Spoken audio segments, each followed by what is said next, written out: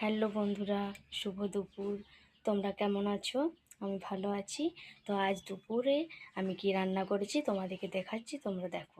দেখো, এই যে ভাত, এই যে ভাত, এটা হচ্ছে তরকারি, এই যে আলুর দম, এটা হয়েছে দেখো বেসন দিয়ে পোস্ত, এই যে বেসন পোস্ত হয়েছে, আর এটা হয়েছে ডাল, এই যে মুসুরির ডাল, আর এটা হয়েছে দেখো পটল ভাজা,